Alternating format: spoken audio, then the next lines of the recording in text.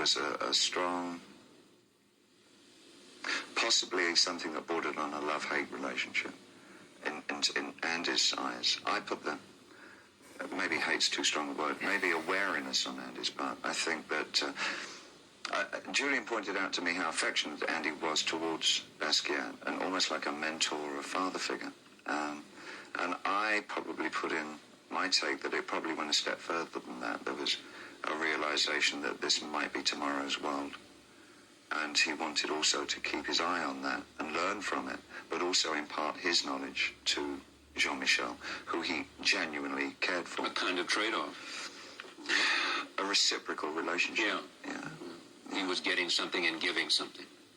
To be involved in it, whatever it was, you know. And he saw what in Jean-Michel? A sense of... I have no idea. I don't know. Yeah. I just played him the way I thought I might play him in that particular situation. So I looked at him as somebody who didn't seem to have much kind of knowledge of or care too much for the art world, which Warhol by that stage was deeply immersed in. And you kind of, I mean, it's nice working with new musicians, guys who've just gotten into the music business, you know, and you kind of, especially if they're real talented, and you want to really get them to play some things you think, I know how this guy could really work really well, but also you want them to be involved in what you're doing too, you know, because this guy is so great, it would be great if he worked with me in my band and do that sort of thing, you know. And I think there might have been a similar kind of feeling with Warhol. Who knows? I mean, I think when you look at Andy's early paintings, the paintings with like wigs or there's crayon drawings on a lot of these pictures that are not dissimilar from the appearance of Jean-Michel's paintings. And I think if you look at their work from the 60s and Jean-Michel's paintings, there's a real logic of why they would do this thing together.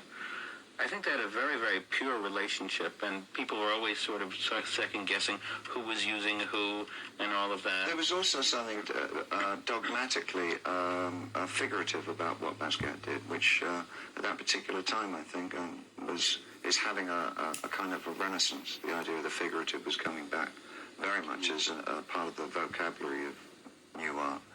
And Warhol had always worked in a very...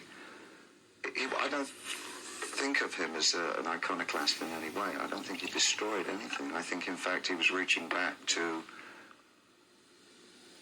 I mean, he was from a Catholic family, so I think there was something that disenfranchised Catholic about him. And he's in a Puritan, pilgrim-based country. So I think that the sweep of the reform kind of is felt throughout all American art.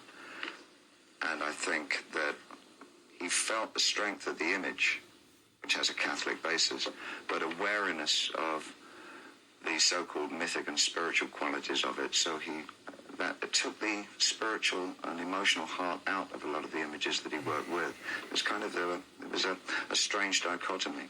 And I think he recognized the passion in Basquiat's own figurativeness, which is something that he actually didn't use in his approach to figuratism. I mean, I have all sorts of opinions about all this. Go ahead. We don't agree on anything. Nothing at all. No. Well, we agree on a lot of things, but just in terms of, I think what you're saying is very, very interesting. It's just, it's just that there's nothing pleases me more than to see two creative people engage an interpretation.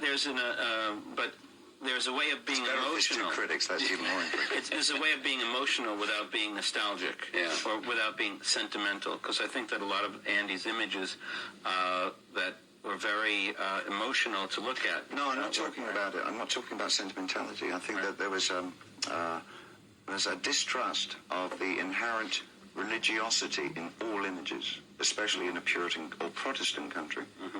And I think that's affected a lot of American art. I think particularly with Andy. I think that he railed against the idea of religiosity in art, although he, by the same token, created icons of a religious nature, even if they're unwitting. They are the new religion of image and consumer imagism. What do you... Well said. What do you... I want to come back to point, Julian, but what the point you and I were talking about being victim or self-destructive. Jean-Michel. Well, I don't buy it. I just want to say one thing about that. When Jean and Andy worked together on these pictures, and I think that they both found it very, very compelling, when they showed these paintings, they were attacked, panned universally. So it's sort of like when Jean-Pierre Léaud in 400 Blows builds a shrine to Victor Hugo and he sets his house on fire.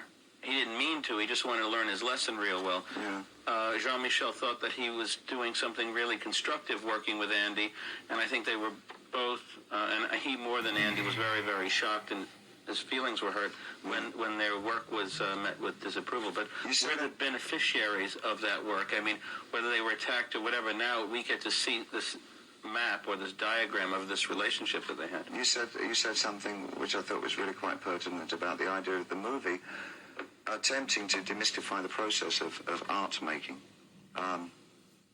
I think the great fight is that the art world, the established art world, it's fundamental to keep an established art world, that the mystery is kept in place, because once it falls into the hands of the proletariat, that the ability to make art is in fact inherent with all of us. It demolishes the idea of art for commerce, and that's no good for business. And so I think that there's always a great coming together of a commerce establishment, which the art world is basically a commerce establishment, to protect its own. I mean, the perfect example is that there were many signers or graffiti artists working in the late 70s and in the early 80s. Why should it be that only 2 or 3 of them, Schaff, Haring, and Basquiat, should be taken from the sea of signers that were working in New York, some of them incredibly talented guys, and then elevated to a point that there was something particularly special about those 3 guys? It behoves the art establishment to elevate them to a higher plateau as fast as possible, to make them unavailable aesthetically to a low art market. And it does that continually. It's very capable of... It behoves the art community to do that. It extends its parameters quite widely to capture the new thing. Because that does... And elevate it from low art to high art successfully enough to increase the commerce proposition that goes along with it. In order to enhance the value of the painting. Absolutely. For all concerned, for the dealer and to consign the idea of art to a particular world. Do you agree with that, Jim? Well, I thought it was very interesting when he was talking about, like, that everybody could be an artist. And I think that's a very healthy attitude. And because I think... It's nice to say on the street, but you try and see it work in practice. I don't think the business of selling a work of art has anything to do with the value of a work of art. It shouldn't. It doesn't. It shouldn't. I mean, the same painting that Jean-Michel Basquiat painted that was sold for $5,000 when he was alive is sold for $200,000 right now. It's the same painting. Yeah. Why? Yeah. Because we are all expendable under the notion of having the rarefied art object. But the fact is that... if you stand next to it, you'll get better. The idea is that if you stand next to an art object, somehow its mystique and its goodness and its high-mindedness will rub off onto you. Well, to many, I'm not saying to all. There's a lot of... Last point on this, I'm going to move on, but go ahead. Go ahead. I think that people, when they buy a work of art, I think that's absolutely true, that people, they buy into it, they can be responsible for the philosophy that or the behavior that this work of art represents.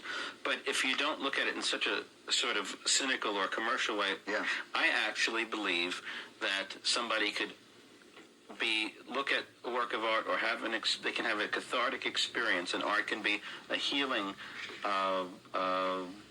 tool.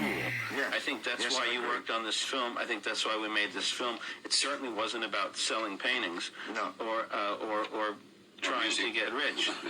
But music, actually one great thing that Jean-Michel said when question was, when they said, where do you take your words from? He said, where do you take... would you ask Miles or would you ask a musician where you take that note from? And he was telling people, why don't you just look at paintings the way and give it with the same kind of freedom that you do when you listen to music? And I think that was very important. Yeah.